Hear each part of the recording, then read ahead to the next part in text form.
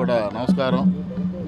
ఈ మధ్యకాలంలో ఆంధ్ర రాష్ట్ర ఉప ముఖ్యమంత్రి పవన్ కళ్యాణ్ గారి మీద, అలాగే జనసేన పార్టీ మీద కూడా కావాలని కుట్రపూరితంగా ప్రశ్న అనే యూట్యూబ్ ఛానల్ రావణ్తో వైసీపీ నాయకులు అతనికి నెలకి ఏదో డబ్బులు ఇస్తా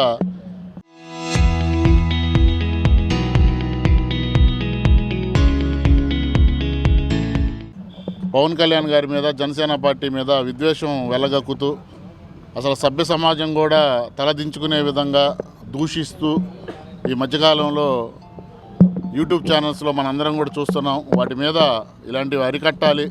ఈరోజు తాలూకా పోలీస్ స్టేషన్లో సిఐ గారికి కంప్లైంట్ ఇవ్వడం జరిగింది. దీని మీద ప్రజాస్వామ్యబద్ధంగా మేము పోరాడతాము. న్యాయం, చట్టం రెండూ ఉండవు కాబట్టి న్యాయంగా పరంగా ఏమైతే హక్కులు ఉన్నాయో, ఎలాంటి శిక్షలు ఉన్నాయో వాటన్నిటికి కూడా ప్రశ్న రావని కోర్టుకు లాగి కోర్టు ద్వారా శిక్షించే విధంగా మేమందరం జనసేన పార్టీ నాయకులు అందరం కూడా దాని గురించి పోరాడతాము. ఈ కేసు గురించి రాష్ట్ర వ్యాప్తంగా కూడా ప్రతి ఒక్క జనసేన పార్టీ నాయకులు అందరూ కూడా రాష్ట్ర వ్యాప్తంగా కూడా కేసులు పెట్టడానికి ప్రిపేర్ అవుతున్నాం. పవన్ కళ్యాణ్ జోలికి కానీ, అలాగే జనసేన పార్టీ జోలికి కానీ ఇక మీదట ఎవరు వస్తే అని కూడా చూస్తూ ఊరుకోంబం. ప్రజాస్వామ్యబద్ధంగా ముందుకు వెళ్తాము న్యాయం జరిగేటట్టు.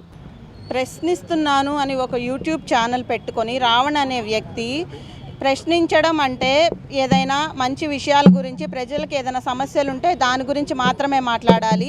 ఛానల్ పెట్టుకొని మతాలని, కులాలని రెచ్చగొడుతూ సభల్లో, సమావేశాల్లో నోటికి ఇష్టం వచ్చినట్టు చెత్తవాగుళ్ళన్నీ వాగుతున్నాడు. అలాంటి వ్యక్తిని ఆదిలోనే తుంచకపోతే ఇలాంటి రావణులు కొంత 100 మంది తయారవుతారు. అందుకే అతన్ని బండబూతులు తిట్టాలని మాకు మనసులో ఉన్నప్పటికీ కూడా కేవలం పవన్ కళ్యాణ్ గారు మా గీసిన లైన్ దాటకుండా మేము కేవలం చట్టపరంగా మాత్రమే చర్యలు తీసుకోవాలనుకుంటున్నాం.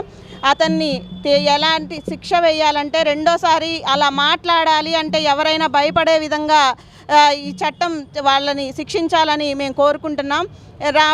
రావణ్ అనే వ్యక్తి ఎంత నీచంగా అంటే, ఒక సభ అంటే ఆడవాళ్ళు, మగవాళ్ళు అందరూ వస్తారు, అందరూ తలదించుకునే విధంగా నీచంగా మాట్లాడాడు.